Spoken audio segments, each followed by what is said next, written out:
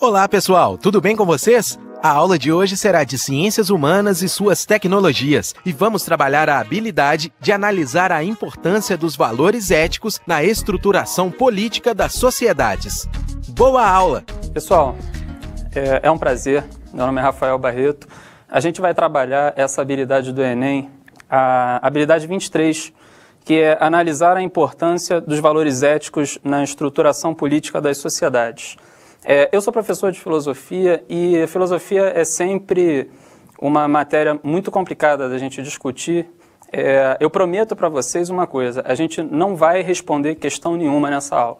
A gente vai levantar questões. E no Enem, inclusive, a preocupação é essa, é você saber como as questões são levantadas e saber como que você vai trabalhar essas questões que são colocadas pela filosofia. O papel da filosofia é questionar, é criticar, é colocar a crítica, não é dar as respostas, não é oferecer a solução para nada. Esse é o papel da matemática e das ciências.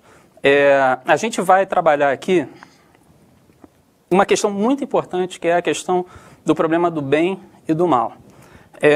Tem algumas questões fundamentais para a filosofia que eu queria colocar primeiro para vocês. O que é o bem? A gente costuma dizer que você faz o bem para uma pessoa, que você fez um mal para poder promover um bem para essa pessoa. A gente costuma dizer que você quer o bem da sua família, que você quer o bem da sociedade. Agora, é muito difícil a gente parar para se perguntar o que é o fazer o bem, qual é a melhor maneira de fazer o bem e, principalmente, o que é importante para a gente, como é que isso está ligado à nossa construção social, à política, como é que isso está ligado à religião, que é importante a gente discutir religião também aqui, e outra questão que é fundamental, que é essa segunda questão que eu coloquei aqui para vocês, os valores que nós damos para essas ações. Como assim? Matar uma pessoa, salvar uma vida, dar esmola a um mendigo que está precisando. Todas essas ações são ações que podem ser valoradas. A gente chama de valorar quando você diz que eu gosto dessa ação, ela é apreciativa, e quando eu não gosto dessa ação, a gente chama de depreciativa. O meu problema é o seguinte, para entender essa questão, para a gente começar a discutir ética, na verdade. Essas ações, elas são subjetivas. Então, quer dizer, o que eu acho que é fazer o bem? Significa que eu estou sempre certo, porque depende do meu ponto de vista, e outra pessoa pode ter um ponto de vista diferente do meu, ou existe alguma espécie de matemática que a gente pode fazer, uma lógica, para a gente descobrir o que é de fato fazer o bem. Outra coisa muito importante que eu quero colocar para vocês em relação a essa questão se é objetivo, se é subjetivo, é o problema da religião. Porque o papel da religião sempre foi esse, o papel da religião sempre foi valorar as ações. Quando você abre a Bíblia, quando você abre a Torá, ou qualquer texto religioso, eles são textos que estão dizendo para você que uma ação, determinada ação é imoral, principalmente. E quando esse texto religioso diz que uma ação é imoral, ele tenta te dar uma orientação para você, na verdade, fazer o bem, para você não cometer aquela... Vou dar um exemplo para vocês. O incesto, a pedofilia, são ações que são rejeitadas por muitos textos religiosos, a maioria dos textos religiosos, inclusive. E tem outra questão importante também que a gente vai levantar, essa relação entre filosofia e a doxa. O que é a doxa? A doxa é opinião. É opinião pública, é o que aquele tio seu que está sentado no sofá acha que está certo, que é fazer o certo.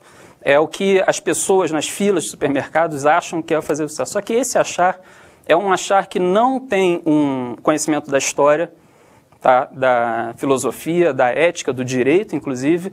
Esse achar é um achar que não está baseado na lógica e na razão. A nossa preocupação aqui é travar uma discussão racional sobre o que é o bem e o mal. Então, contra a doxa, a gente vai colocar a filosofia que vai tentar, sim, objetivar e universalizar a questão do bem. Tá? Todos os filósofos têm essa pretensão. E a última questão, que é a questão mais importante, que aí, para esse problema que eu acabei de levantar, da diferença entre a filosofia e a doxa, que é a opinião, se existe uma valoração racional, existe de fato a possibilidade da gente racionalizar a questão do bem e do mal. Eu preparei para vocês uma aula bem sintática, já considerando que a gente tem 2.300 anos de história da discussão do que é o bem e o mal. E a gente vai começar essa discussão na Grécia, tá? Porque os primeiros filósofos a pensarem o que é o bem e o mal, a tentar desvendar esse mistério, essa questão, foram Platão e Aristóteles. Todos os gregos estavam, na verdade, no auge da filosofia na Grécia, né, preocupados. Isso, olha que interessante, antes de Cristo, tá? Antes, inclusive, da religião católica. Os gregos, no clímax da filosofia, estavam preocupados em discutir objetivamente, racionalmente, o problema do bem e do mal e chegar a uma conclusão, sim, pelo menos levantar as questões da maneira como elas devem ser levantadas, sobre o que a gente pode dizer que é o bem ou o mal. Para a gente começar a dizer como esses filósofos pensavam, eu preciso impor primeiro umas condições que a filosofia impõe para você dizer que uma ação vai ser valorada como boa ou má, ou certa ou errada. Tá? Essas condições a filosofia, desde o início da história da filosofia, já determinou que são a liberdade e a racionalidade. Tá? Isso significa o seguinte: se eu sou obrigado, sou forçado, por motivo biológico, por exemplo, ou por motivo de pressão externa, porque alguém está me obrigando a realizar uma ação, enfim, se eu não fui livre na decisão de realizar aquela ação, essa ação não pode ser imputada eticamente a mim. Você não vai poder dizer que eu me responsabilizo eticamente por essa ação.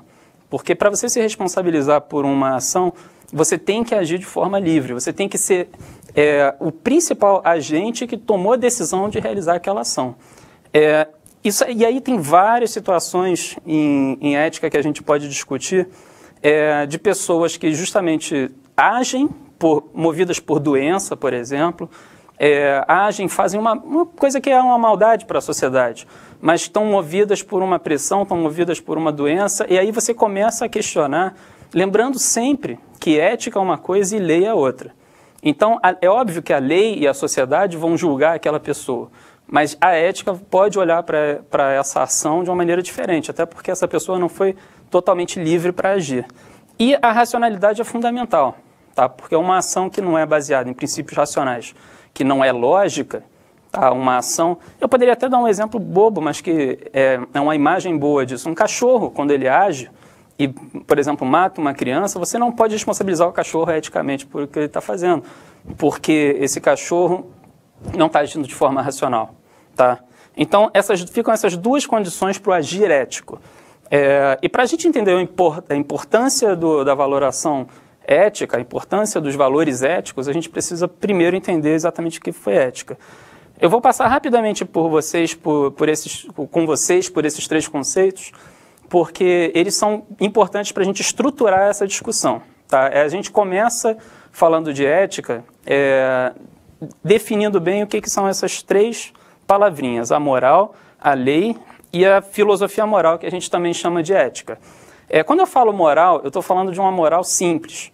Essa moral simples, na verdade, é um fazer certo, fazer o errado, é um fazer o bem, fazer o mal, que depende de uma sociedade, depende de uma cultura, está ligado intimamente àquele lugar e àquele tempo também. Posso dizer, por exemplo, você roubou esse pão para comer e isso foi imoral. Posso dizer para o outro, você se apaixonou pela sua irmã, isso é imoral, você não deve fazer isso. Tá? Então, dependendo da sociedade e da situação, do contexto e do tempo, principalmente, que você vive, esses valores vão mudando, os valores morais, tá? Porque eles estão ligados, estão associados àquela cultura, àquela sociedade, àquele tempo. A lei, ela já é, na verdade, uma pré-determinação do que é imoral, do que não se deve fazer, também ligado a uma determinada sociedade. Então, por exemplo, a lei de Talião, que é a lei do olho por olho, dente por dente, significa que você deve causar um sofrimento de igual proporção a uma pessoa que causou sofrimento a outra. Então, a ideia, por exemplo, de Talião de fazer o bem, de reparar aquele mal que foi feito, se uma pessoa causou um sofrimento, é você causar o mesmo sofrimento a essa pessoa. A lei depende de um acordo que é feito naquela sociedade. E para fechar esses três conceitos, a filosofia moral, aí repara, eu já estou pegando essa palavrinha moral e estou colocando filosofia na frente dela. Então, a ética é a filosofia moral. Na verdade, agora, eu não estou só dizendo isso é certo, isso é errado. Eu não estou dizendo que entrar na igreja de Minissá é errado. Agora eu estou tentando usar a lógica, usar a razão, eu estou tentando argumentar de forma racional, absolutamente racional, que aquilo é errado e por que aquilo é errado, e essa fundamentação tem que ser filosófica. Tá? Essa razão, ela se contrapõe, e isso é importante ficar bem claro aqui quando eu expliquei esses 3 conceitos, à religião. Tá? A religião é o dogma, a religião ela diz o certo, diz o errado, porque ela está baseada numa Sagrada Escritura, e essa Sagrada Escritura diz que é assim porque você tem que ter fé, você tem que estar ligado àquele Deus, e é determinação daquele Deus, seja qual for a religião. A filosofia não está preocupada com a religião no momento que ela vai decidir o que é ético e o que não é. Tá? A nossa discussão é absolutamente racional. Vamos dar uma olhada nesses filósofos antigos, então. Platão, ele desenvolve a teoria das ideias, e a teoria das ideias ele divide em mundo inteligível e mundo sensível. Aqui no mundo inteligível, que é um mundo das ideias, o que interessa para a gente é a ideia perfeita de bem. E no mundo sensível, que ele está hierarquicamente aqui embaixo, inferior ao mundo inteligível, a gente tem a doxa. Então, a contraposição que Platão está fazendo é exatamente aquela que eu falei para vocês. A ideia perfeita de bem seria uma ideia de bem que é alcançada pela filosofia.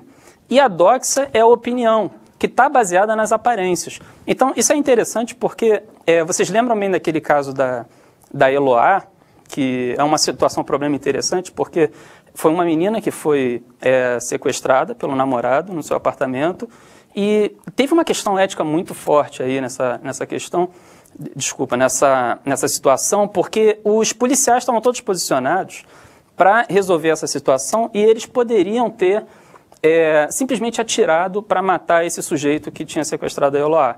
E muitas pessoas ficaram revoltadas porque não entenderam, tá? Olhando usando, vamos dizer assim, eu estou falando em mundo sensível, então usando os 5 sentidos para perceber aquela situação e apaixonadamente, imediatamente, chegar a uma conclusão, eles estão olhando para essa situação e não conseguiram entender por que os policiais não atiraram naquele sujeito e salvaram a vida da Eloá.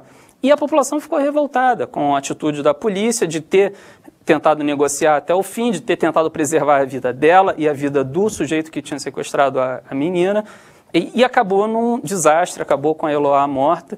Enfim, Platão diria aqui o seguinte, as pessoas, tá, a população, a opinião, a doxa, não tem capacidade filosófica, isso é elitista sim, para conseguir fazer o acompanhamento filosófico que leva à ideia de que você não pode simplesmente assassinar uma pessoa para resolver um problema.